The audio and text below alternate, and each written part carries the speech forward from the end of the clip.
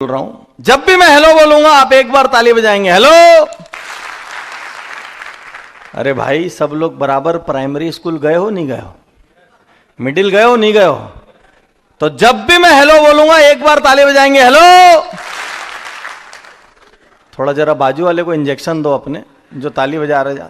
जब भी मैं हेलो बोलूंगा एक बार ताली बजाएंगे। हेलो। अब आए सुर में हम लोग। हेलो।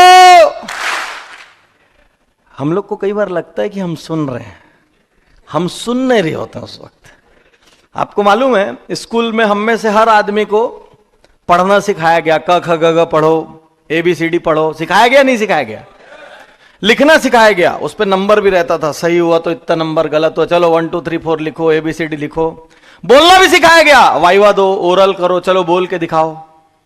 पुराने जमाने के एक भी स्कूल में सुनना नहीं सिखाया गया। किसी स्कूल में सुनना सिखाया गया? इसीलिए बेटा बोलता है पिताजी नहीं सुनते, पत्नी बोलती ये नहीं सुनते, ये बोलते हैं वो नहीं सुनती। अरे सुनेंगे कैसे? सुनना किसी ने सिखाया ही नहीं आज तक। बोलना सिखाया, लिखना सिखाया, पढ़ना सिखाया, सुनना सिखाया नहीं, इसीलिए कोई किसी की सुनता नहीं।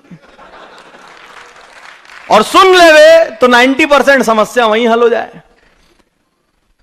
हमारे जमाने में किसी को साइकेट्री की ब्रांच मिल जाती, साइकेट्री समझ गया ना, पागलों वाली भाई।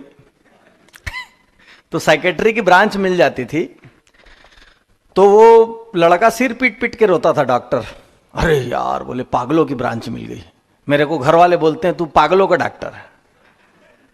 आज वही साइकेट्री हॉट ब्रांच है, हॉट, खूब चलती है। और कभी आप सोचना कि आप जाके आते हो साइकेट्रिस्ट के पास और कितना रिलैक्स हो जाते हो।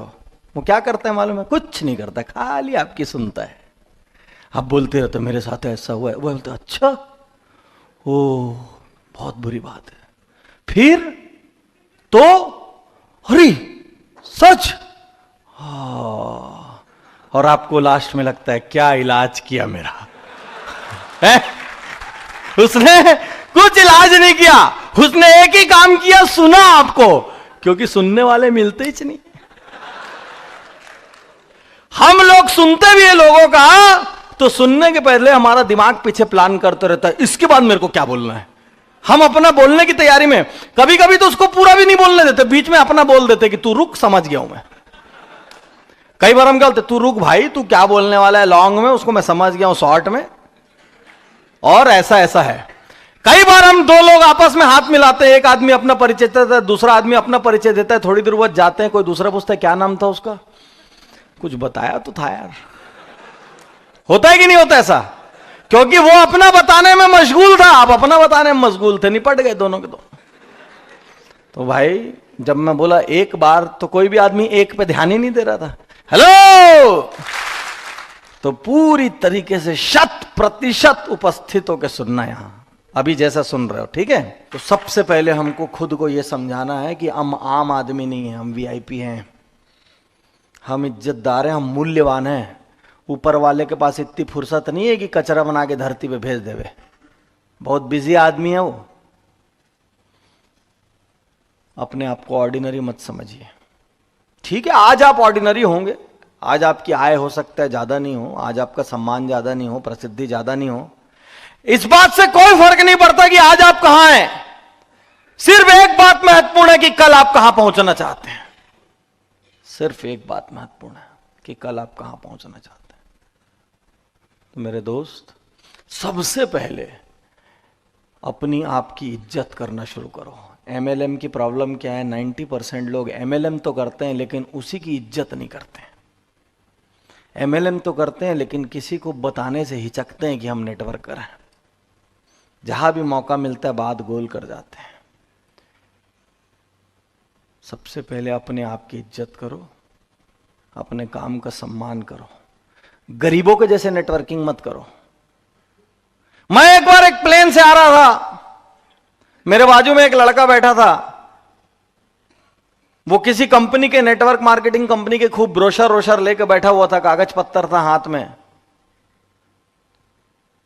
मेरी एक आदत है कि मैं कोई भी ट्रेन या फ्लाइट में बाजू वाले को अपना परिचय नहीं देता मैं कौन हूं। क्योंकि यदि मैं परिचय दे दूंगा तो उसके बाद वो पूरा रास्ता मेरे से अपनी जिंदगी के सवाल पूछते रहेगा। मैं एकदम साधारण मरा कोटा गरीब आदमी बन जाता हूं और उससे पूछता रहता हूं आप कौन है, आप क्या करते हैं। तो हम लोग जब 2-4 घंटे 8-10 घंटे की यात्रा करके निकलते हैं तो वो मेरे से कुछ नहीं पा पाता, मैं उससे सब कुछ पा लेता हूं अगली बार लेक्चर में बांटने के लिए। बात समझ गए? तो मैं उस लड़के से पूछा आप क्या करते हैं? बोलता है सॉरी बॉस मैं बहुत बिजी हूं, 15 मिनट बाद बात करूं चलेगा? अरे मैं बोला ये तो पहला मिला दमदार नेटवर्कर, नहीं तो नेटवर्कर तो देखता रहता रास्ता कब कोई मुस्कुराए और मैं प्लान दिखा दूं उतने में। तो वो मेरे को बोलता है सर मैं थोड़ा बिजी हूं, 15 मिनट बाद बात करूंगा। 15 मिनट हो गया भाई, फिर मेरी तरफ पलटता है यस सर पूरे 15 मिनट हो गए बताइए। मैं बोला नहीं मैं तो पूछ रहा था, छोटा सा प्रश्न था, आप क्या करते हैं? बोलते हैं सर आप टाइम पास के लिए पूछ रहे कि सीरियसली जानना चाहते हैं? मैं बोला ये मिला गजब आदमी। मैंने बोला नहीं यार अब अपन दोनों 1.5 घंटे साथ हैं फ्लाइट में तो बात कर लेते हैं। तो कहता है मुझसे नहीं सर क्या है कि मेरे पास अभी मैंने फ्लाइट में क्या करना है ये मैं सोच के रखा था पहले, यदि आप मेरे से सिर्फ टाइम पास करोगे सर मैं तो अपना काम कर नहीं पाऊंगा, तो सीरियस हो तो बताता हूं सर। मैं बोला आप क्या करते हो? कुछ नहीं सर मैं लोगों को करोड़पति बनाने का काम करता हूं। ओए तेरी, मैं बोला फिर मैं आपको बता रहा हूं दोस्तों अगले 20-25 मिनट आधा घंटा उसने मेरे से जैसी बात की, यदि मैंने अपने आप से वादा करके न रखा होता तो आप यकीन मानिए मैं फ्लाइट में उतरने के पहले उसको ज्वाइनिंग का चेक दे देता। इतना दमदार आदमी था। मेरे को पहली बार समझ आया बॉस इज्जत से भी किया जा सकता है। हम जो बहुत निवेदन गरीबी, हम सामने वाले के पास जाने के पहले खुद ही भीतर से मरे हुए रहते, क्या बोलेगा, मजाक तो नहीं उड़ा देगा, भगा तो नहीं देगा, अपमान तो नहीं कर देगा। सबसे पहले साथियों आज के दिन की शुरुआत हमको इससे करनी है कि हम बहुत शक्तिशाली हैं, हम बहुत वीआईपी हैं। अगले 2-2.5 घंटे में मैं जो कहानियां आपसे बांटूंगा, जो मैं टिप्स आपको बताऊंगा, मैं आपको बताना चाहता हूं कि इस वक्त आज की डेट में नेटवर्किंग करने से अच्छा टाइम इसके पहले इतिहास में नहीं आया। क्यों नहीं आया? क्यों आने वाले 3 साल नेटवर्किंग के लिए सुनहरे हैं? आपने भी बीच में सुना होगा कई कंपनियां भाग गई, कई बंद हो गई, सुना कि नहीं सुना? क्यों वो आपके लिए बहुत हितकारी है? क्यों जो लोग बोलते हैं कि एमएलएम खराब है वो बेवकूफ हैं? मैं आपको एक एक तर्क से बताऊंगा कि आने वाला हर बिजनेस की एक साइकिल होती है जिसमें वो पीक पे पहुंचता है और उस वक्त जो भी उस साइकिल का हिस्सा रहते हैं वो खूब पैसा बनाते हैं। ये बिजनेस की साइकिल अभी शुरू होने वाली है और आप सबसे सही टाइम पे इस गाड़ी में सवार हैं। कैसे ये मैं बताऊंगा। मेरे को मालूम है देश में क्या बदल रहा है, मेरे को मालूम है कि आने वाले 3 साल क्यों सबसे गोल्डन है, मेरे को मालूम है कि नहीं बोलने जैसी कोई बात ही नहीं होती है एमएलएम में। एक एक चीज अगली थोड़ी देर में मैं आपसे बांटूंगा। उसके पहले मैं आपको एक छोटा सा वीडियो दिखाता हूं। तैयार हैं? At age 8 I thought that I should commit suicide. Why? Because I didn't have hope.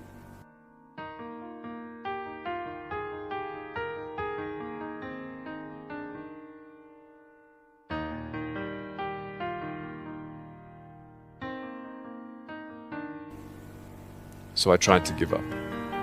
At age 10, tried to drown myself in 6 inches or 15 centimeters of water. In my home, I told my dad I just wanted to relax. But really, I wanted to end my life. I had enough.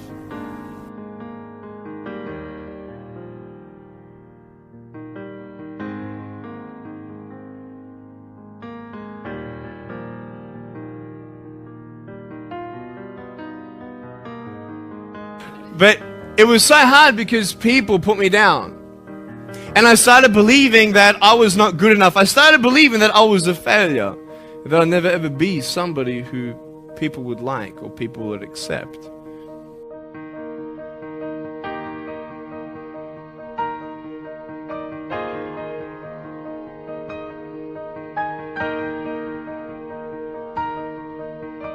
I couldn't change my circumstance. I couldn't just one day wake up and say, hey, give me arms and legs, I need arms and legs. And I had questions and no answers. And I asked my mum and dad, why did this happen? I asked doctors, why did this happen? They don't know.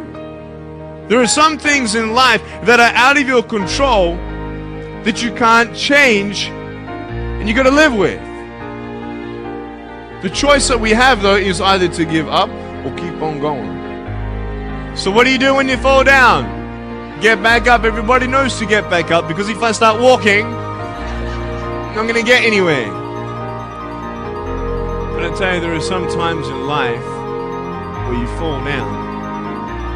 You feel like you don't have the strength to get back up. I'm down here, face down, and I have no arms, no legs. It should be impossible for me to get back up, but it's not. You see, I will try 100 times to get up, and if I fail 100 times, if I fail and I give up, do you think that I'm ever going to get up? No. But if I fail, I try again and again and again. For as long as I try, there's always that chance of getting up. Does that make sense? And it's not the end until you've given up. There's still hope. I'm not here today to tell you that I understand your pain. I don't know how it feels to be abused. I don't know how it feels to feel, quote, fat and you've got an eating disorder. I don't know how it feels to have a broken home. I don't know how it feels. But I know how it feels to have a broken heart. And I know how it feels to be alone. But I just want you to know that it's not the end. It matters how you're going to finish. Are you going to finish strong?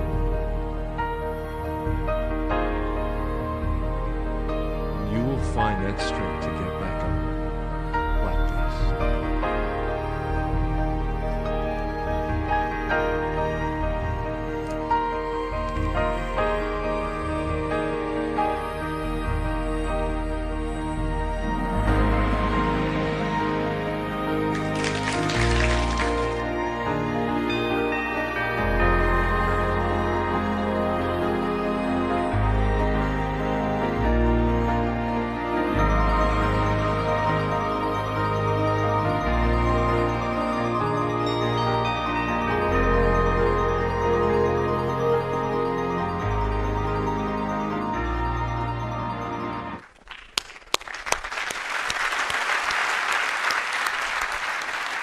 इस आदमी की कहानी सुनना हमको बहुत जरूरी है, क्योंकि मैं यदि मानता हूं कि यदि नेटवर्क मार्केटिंग करने वाले लोग, एमएलएम करने वाले लोग यदि खुद को बहुत पावरफुल और वीआईपी समझने लग जाएं, तो दुनिया की कोई ताकत नहीं रोक सकती है।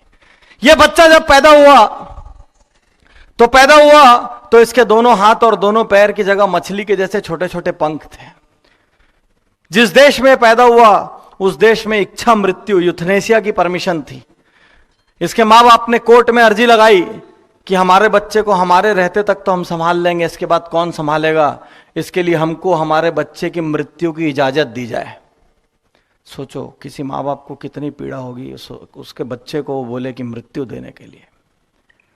कोर्ट ने बच्चे का परीक्षण किया और कोर्ट ने पाया कि ठीक है, बच्चे के हाथ और पैर नहीं है, लेकिन बच्चा दिमाग से पूरा मजबूत है। तो कोर्ट ने मृत्यु की अनुमति देने से मना कर दिया। जब ये बच्चा बड़ा हुआ तो इसको पता चला कि इसके माँ बाप ने इसके लिए बचपन में मृत्यु मांगी थी। अब यहां पे दो प्रकार की सोच हो सकती थी। एक सोच ये कि अपने माँ बाप के प्रति घृणा से भर जाता कि मेरे को मारना चाहा, और दूसरी सोच ये कि कितना ज्यादा दर्द होगा मेरे माता पिता को मेरे इस तरीके से पैदा होने पे, जिसकी वजह से उनको मृत्यु तक मांगना पड़ गया मेरे लिए। इसने अपने आप से वादा किया कि एक दिन मैं कुछ ऐसा बन के दिखाऊंगा कि मेरे माँ बाप को मेरे ऊपर मेरे पैदा होने पे अफसोस नहीं, गर्व होगा। और आज ये दुनिया के सबसे ज्यादा महंगे 10 मोटिवेशनल स्पीकर्स में से एक है और नाम है निक वुजिक।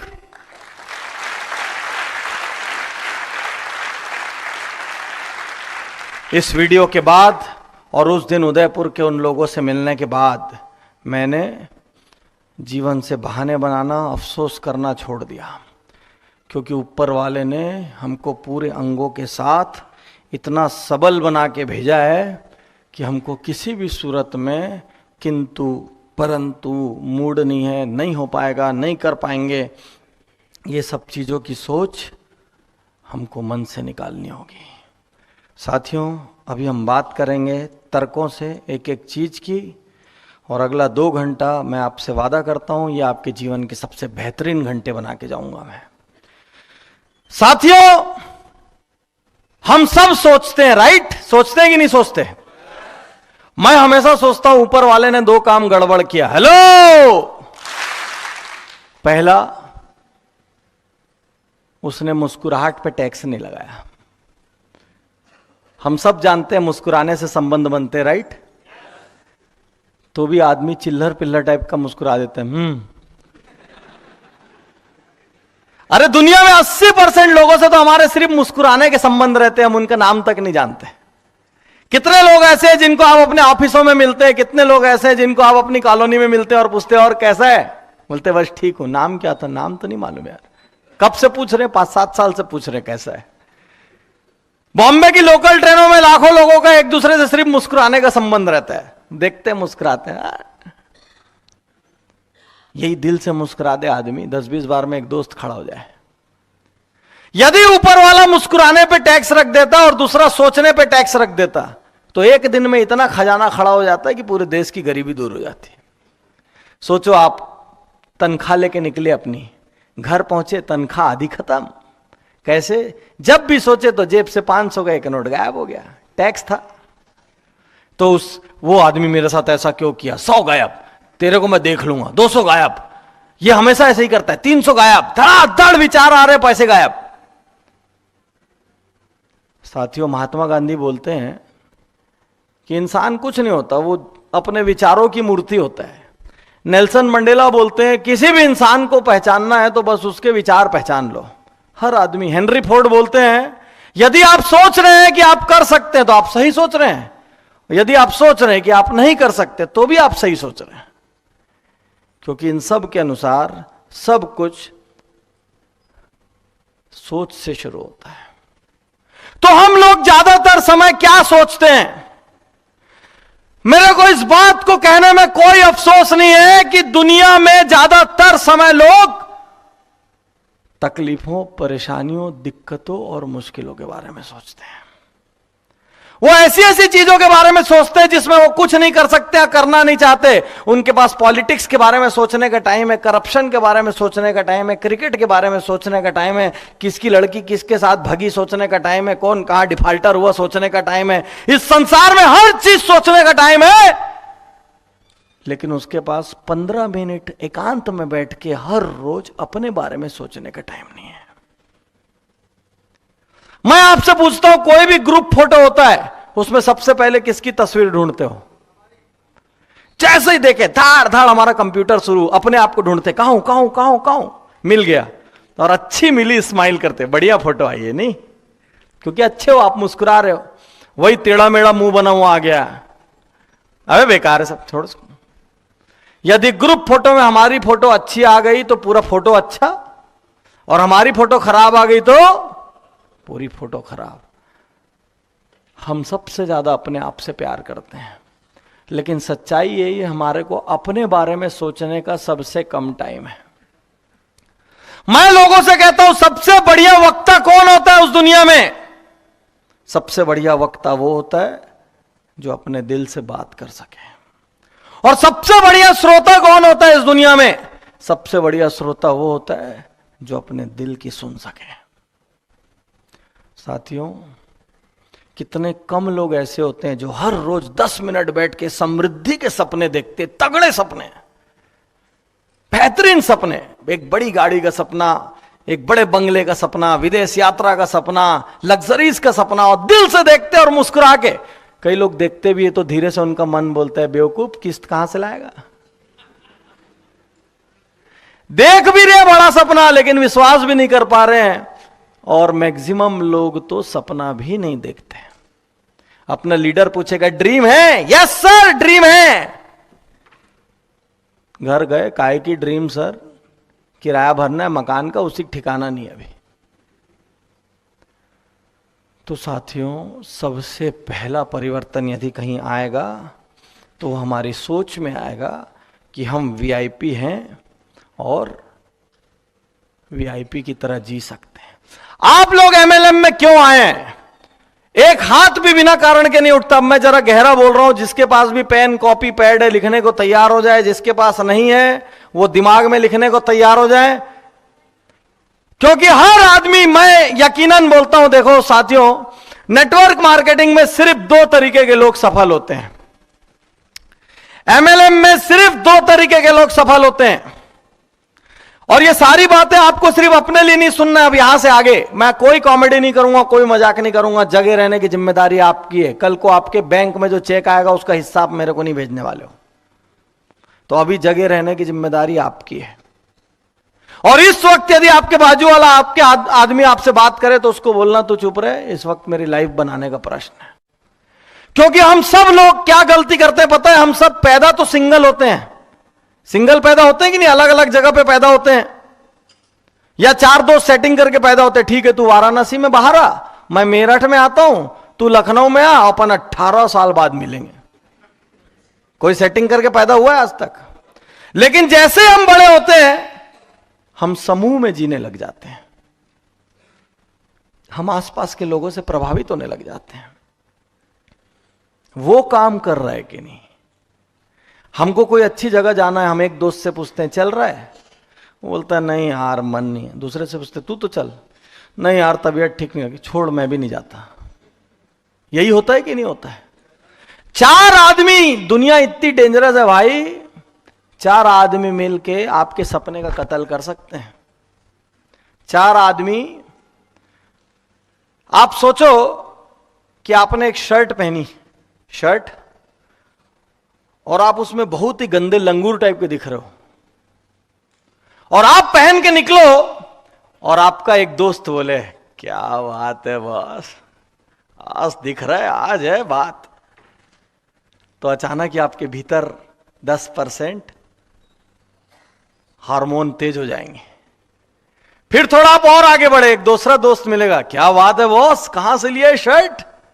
अच्छा वो आपकी सबसे घटिया शर्ट है, आपको मालूम नहीं है, और आप उसमें सबसे खराब दिखते हो। लेकिन दूसरा मिला, अब आपको बोलेगा क्या बात है यार, कहां से लिया ये शर्ट? फिर तीसरा मिला, वो बोल रहा है सुन यार, मेरे को कल तक तू ऐसी एक शर्ट दिलाएगा ना, नहीं दिलाया तो मैं तेरी ले लूंगा। फिर चौथा मिला, ये हुई ना बात, अब दिखा। यकीन करो उसके बाद आप हर बड़ी पार्टी में वही वाली शर्ट पहने में नजर आओगे। राइट कि रॉन्ग? यानी 4 लोग मिलके आपका भविष्य बना सकते हैं, 4 लोग मिलके आपका भविष्य बिगाड़ भी सकते हैं। लेकिन दुनिया में बनाने वालों की तादाद उंगलियों पे रह गई है, बिगाड़ने वालों की तादाद बोरों में हो गई है। हमारा एक रिश्तेदार था जो इतना खराब डांस करता था कि यदि डांस करने पे मौत की सजा होती तो सबसे पहले उसी को मिलती। इतना खराब डांसर था वो, 6-7 टांग थी उसकी, सीधे भी नहीं खड़ा हो पाता था, और उसको सारे रिश्तेदारों ने मिलकर चढ़ा दिया। अरे क्या नाचता यार, कसम से तेरे को देखो तो ऐसा लगता है देखते ही रहो। और एक आध जोश में आ जाए, जा उसको बोल के आ, तू डांस डायरेक्टर बन सकता है, बोल के आ। फिर एक दूसरा जाता था, सुन यार मेरे को लगता है तेरे को ना डांस डायरेक्टर बनना चाहिए, तो एक बार बॉम्बे क्यों नहीं ट्राई करता? धीरे धीरे उसको इतना कॉन्फिडेंस हो गया भीतर से कि हर परिवार की शादी और महिला संगीत में सबसे पहला वही नाचता हुआ नजर आता है। और जब वो नाचता है तो नीचे कूद कूद के हंसते हैं लोग, लेकिन कोई उसको उसकी सच्चाई नहीं बताता, और वो सबसे बड़ा मजाक का पात्र है। तो लोग, समूह इतनी डेंजरस चीज है कि 10 लोग मिलके आपके सबसे बड़े सपने का कत्ल कर सकते हैं।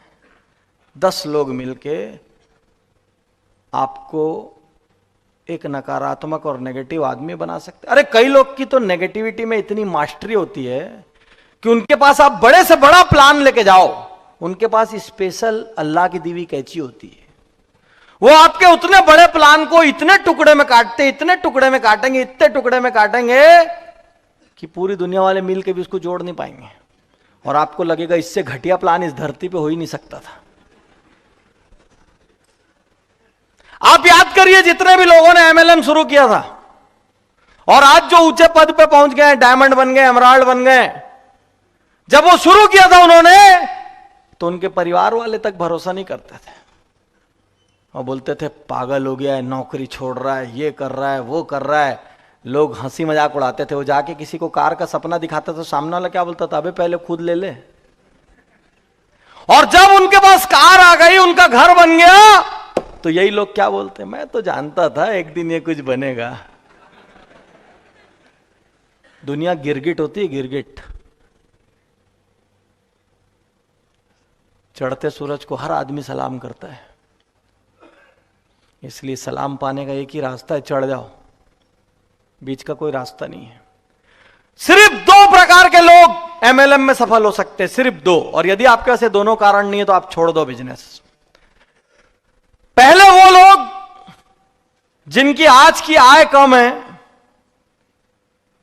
और उससे उनकी जिंदगी में बहुत तकलीफें, गुजारा नहीं हो पा रहा है, और वो एक एक्स्ट्रा इनकम का सोर्स ढूंढ रहे हैं, वो लोग सफल हो सकते हैं।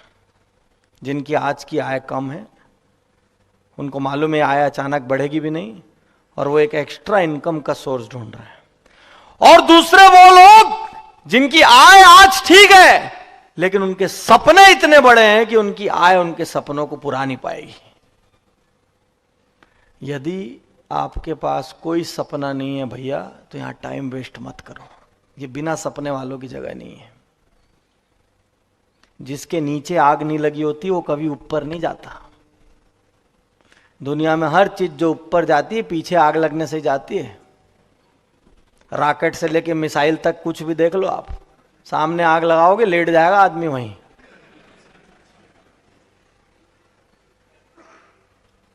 तो भैया यदि कोई आग नहीं है, कोई ड्राइव नहीं है, कोई सपना नहीं है, तो टाइम वेस्ट मत करो।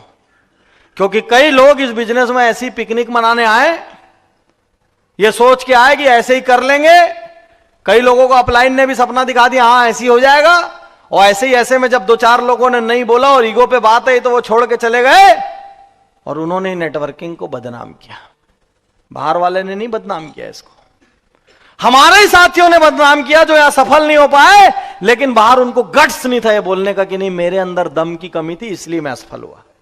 वो बाहर जाके बोलते हैं सिस्टम खराब था, बिजनेस खराब था, अरे सब बेकार है सब। अरे ऐसा कैसे सब बेकार है? तो साथियों, यदि आपके पास सपने नहीं है, यदि आपके पास कोई इच्छा नहीं है, अरे एक इच्छा तो होनी चाहिए कि मेरे पास घर नहीं है सर, मेरे को एक घर चाहिए और मैं यहीं से लूंगा। मेरे को एक विदेशी गाड़ी चाहिए सर, राणा सर जब अपनी गाड़ी में घूमते हैं तो मेरी छाती पे सांप लौट जाता है, कब मेरे पास आएगी। मेरे को अपने पिता के याद में एक अस्पताल बनवाना है सर। सर मैं नहीं पढ़ पाया, मेरे को अपने बच्चों को उत्तर प्रदेश के सबसे बड़े स्कूल में भर्ती कराना है सर, चाहे जो पैसा लग जाए। हम कितनी गलती करते हैं। हम अपने बच्चों को कौन से स्कूल में पढ़ाते हैं? जिसकी फीस हम दे सकते हैं। हम देखते हैं हमारी कमाई कितनी है, उस हिसाब से बच्चे को स्कूल में डालते हैं। अरे सबसे बड़ी स्कूल छाटो, उससे पूछो तेरी फीस कितनी है और उस हिसाब से कमाना शुरू करो।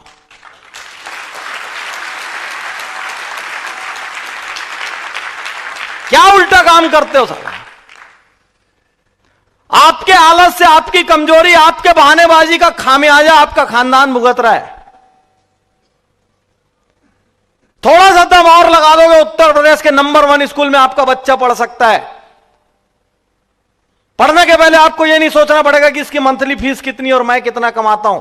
सबसे मूल्यवान चीज आपका बच्चा है, और आप मेहनत पूरी नहीं कर रहे हो करके आपका बच्चा आज एक औसत जीवन व्यतीत कर रहा है। तो साथियों, कोई भी सपना नहीं है तो फिर क्यों हो यहां टाइम पास कर रहे हो?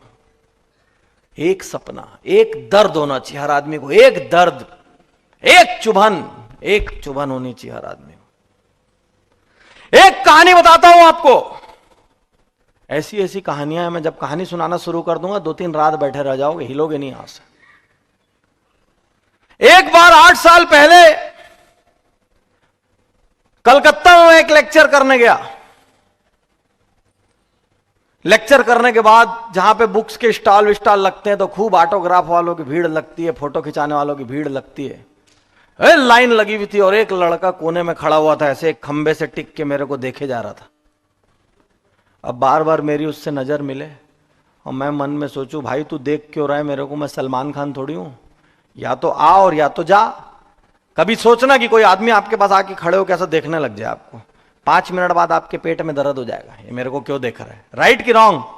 अपन उससे पूछ लेंगे क्या हो गया भाई, तो बोलेगा क्या हो गया, नहीं तू देख क्यों रहा है, तो भैया देख नहीं सकता क्या, को धकिया दिया। बोले सर का टाइम हो रहा है, चलो चलो हटो, कोई बातचीत नहीं। बोला सर हाथ जोड़ता हूं सर, आपसे बात करनी है। मैं बोला यार दोस्त, बात तो मैं कर सकता हूं, लेकिन मेरा तो प्लेन का टाइम हो गया, कभी और बात करेंगे। तो मैं ऐसा आगे बढ़ गया। वो मेरे को पीछे से बोलता है कि सर यदि आप मेरी बात नहीं सुनेंगे तो मैं आत्महत्या कर लूंगा। ए तेरी, मैं बोला मर गया, और आत्महत्या के लिए प्रेरित करने मेरे को जेल हो जाएगी। तो मैं उसकी तरफ देखा, मैं बोला ये नए टाइप का नमूना है। मैं उसको बोला इधर आ भाई, इतना भारी भारी क्यों दे रहा है। मैंने बोला देख यार, मेरी फ्लाइट का टाइम हो रहा है, मैं रुक तो सकता नहीं, अब तेरे को बात ही करना है तो तू मेरे साथ मेरी कार में बैठ जा और एयरपोर्ट तक चले चल, एयरपोर्ट तक रास्ते में तेरे को जो बात करना है कर लेना। साथियों हम वहां से निकले, उसने रास्ते में मुझे अपनी कहानी सुनाई। वो बोला सर मेरी 3 बहनें हैं और 3 बहनों के बाद मैं अकेला भाई हूं। अब क्या था कि कुछ साल पहले तक एक था भाई, सबको लड़के का बड़ा चाव होता था। अब आजकल तो आपको हमको एक लड़का हो जाए एक लड़की हो जाए कोई फर्क नहीं पड़ता, लेकिन पहले एक लड़के का क्रेज होता। तो बोले सर मेरे एक भाई के लिए 3 बहनें पैदा हुई और उसके पिताजी की बहुत छोटी परचून की दुकान थी, बहुत छोटी सी। बोले सर मेरे पैदा होने के कुछ ही साल में पिताजी का देहांत हो गया और मैं उस परचून की दुकान पे बैठने लग गया। बोले सर 3 बहनें, रहने का खर्च, ये वो, खाने का खर्च, धीरे धीरे मेरी दुकान बड़ी से छोटी और छोटी और छोटी होते होते ठेले में आ गई। सर हर कोई मेरे से बोलता था कि तू लड़का है, तू ही करेगा एक दिन कुछ, तू लड़का है तू ही करेगा। तो सर मैं करता क्या, मैं तो एजुकेशन तक नहीं ले पाया था पिताजी के देहांत के कारण। तेरी बहनों की शादी भी तेरे को ही करनी है, तू ही लड़का है, लड़का ही चलाता है घर। बोले सर ये सुन सुन के मेरे को इतनी तकलीफ होती थी कि मैं कुछ कर नहीं पा रहा हूं। सर मैं 3 बार आत्महत्या करने की कोशिश कर चुका हूं। बोले सर 2 बार ट्रैक पे लेटा, ट्रेन ही नहीं आई साली। कई बार ऊपर वाले को नहीं मारना रहता ना तो पूरा अरेंजमेंट करता है वो, और मारना रहता है तो 2 सीढ़ी में फिसलो उतने में मर जाते हो। तो बोले सर 2 बार ट्रैक पे लेटा, ट्रेन नहीं आई, और एक बार सर लास्ट में मेरे को घर वालों का चेहरा याद आ गया, मैं लौट आया। तो मैं बोला ये सब तो ठीक है भाई, मेरे से क्या चाहते हो। बोले सर कोई मंत्र दे दो। मैं मन में सोचा मंत्र होता तो मैं बिल गेट्स या धीरू भाई अंबानी नहीं बन जाता। मैं बोला यार मंत्र क्या दे दूं। अब एयरपोर्ट एकदम पास आ चुका है। वो बोला सर हर पल मेरे मन में आत्महत्या का ख्याल आता है, हर पल। अब एयरपोर्ट पास आ गया, मेरे पास उसको बोलने के लिए कुछ भी नहीं था। मैं कार से उतरा, मैं दुआ कर रहा था जल्दी जल्दी एयरपोर्ट के अंदर घुस के बचूं इससे।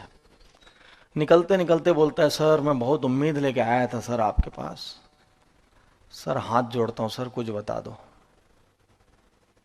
एकदम रियल स्टोरी बता रहा हूं, और मैं आपको बता रहा हूं मैं धीरू भाई अंबानी तो स्टीव जॉब्स इस टाइप की स्टोरी नहीं सुनाता, क्योंकि ऐसी स्टोरी में कुछ पूछना होगा तो पूछने के लिए उनसे मिलने के लिए ऊपर जाना पड़ेगा, और वो तो 1 वे है, नीचे नहीं आ सकते। तो मैं सब जिंदा स्टोरी सुनाता हूं ताकि आप वो सब आदमी से मिल सको, बात कर सको। तो उसने जब मुझसे ऐसा कहा तो मैं लास्ट में कुछ 2-4 लाइन बोल के चला आया। मैं आपको बता रहा हूं मेरे हिसाब से कोई वो गुरु मंत्र या बड़ा मंत्र नहीं था, जो मेरी सामान्य बुद्धि ने बोला। मैंने वो 2-4 लाइनें बोली और बोल के चला आया। ठीक 9 साल बाद मैं वापिस उसी शहर में पहुंचा। मैं उस घटना को पूरी तरीके से भूल चुका था, मुझे बिल्कुल याद नहीं था कि ऐसी कोई घटना हुई है। एयरपोर्ट पे पहुंचा, मुझे लेने के लिए 3-4 गाड़ियां आई थी। एक गाड़ी में मैं बैठा, साइंस सिटी ऑडिटोरियम, बड़ा ऑडिटोरियम है, उसमें मेरा प्रोग्राम था। एक गाड़ी में मैं बैठा, बढ़िया गाड़ी थी, चमचमाती हुई, सफेद रंग की। बैठने के बाद एक ड्राइवर था वर्दी में, और सामने एक लड़का बैठा था। लड़का मतलब आदमी बैठा था। उसने मेरे से कहा कि सर प्रोग्राम शुरू होने में 1.5-2 घंटे का टाइम है, आप मेरे घर एक कप चाय पीने चलना चाहेंगे क्या। तो मैंने बोला आपका घर कहाँ, रास्ते में है क्या। बोले हाँ सर रास्ते में। मैं बोला ठीक है चलते हैं। घर गया, अरे बढ़िया सुंदर बंगला, 2-3 गाड़ी खड़ी हुई थी। अंदर जाके देखता हूँ तो मेरी फोटो लगी हुई और उसमें माला टंगी थी। जो आगे बैठ के आया था, मैंने बात नहीं की उस वक्त रास्ते में, तो बोले सर आप अभी तक मेरे को नहीं पहचाने क्या? मैं बोला नहीं। अरे बोले सर मैं वही तो हूं जो आत्महत्या करने जा रहा था। और मैं बोला ये घर किसका है? बोले सर मेरा। मैं बोला गाड़ियां किसकी? बोले सर मेरी। मैं बोला तुम्हारी तो बहनें थी ना? बोले सर सबकी बड़े बड़े घर में शादी हो गई। फिर मेरे को क्या बोलता है, सर मैंने पिताजी के नाम से एक गांव में भवन बनवाया है, और सर आजकल गांव के अधिकांश कार्यक्रम में मैं ही मुख्य अतिथि रहता हूं। मेरे को याद आ रहा है वो लड़का एकदम गरीब, हल्के से फटे से कपड़े, बिल्कुल जीवन से हारा हुआ, मरने की ओर जा रहा है, और मेरे को बोल रहा है मैं आत्महत्या कर लूंगा।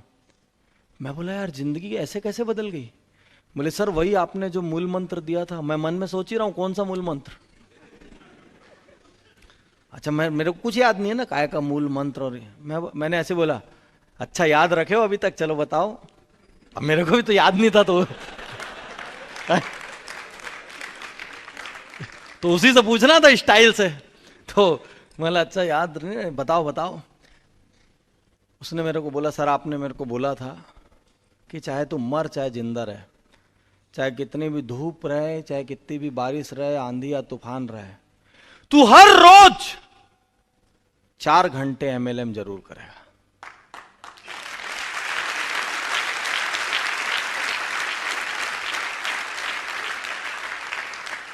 और बोले सर आपने मेरे को यह भी कहा था कि कोई भी 2 टॉप लीडर को छांट लेना और उनकी फोटोकॉपी बन जाना।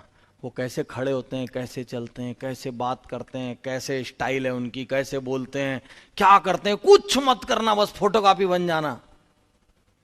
बोले सर मैं 2 टॉप लीडर को छांट के वो गिलास कैसे उठाते मैं देखता था, मैं घर जाके वैसे ही गिलास उठाने की प्रैक्टिस करता, इतना फोटोकॉपी कर गया था। और ये सच कहानी मेरी अगली बुक का हिस्सा है कि सिर्फ 4 घंटा मैंने उसको बोला तू अपना ठेला सुबह 2 घंटे देर से लगा और रात को 2 घंटे पहले उठा, चाहे जो कर, लेकिन 4 घंटा 100%, उसमें 1 मिनट का भी डिस्काउंट नहीं होना चाहिए, 1 मिनट की भी कटौती या समर्पण में कमी नहीं होनी चाहिए। सिर्फ 4 घंटा पर डे करते ही बोलता है सर 1 साल के अंदर ही मेरे को इतनी कमाई आगे आने लग गई कि मेरे को लोग नेगेटिव बोलते थे तो कोई फर्क नहीं पड़ता था।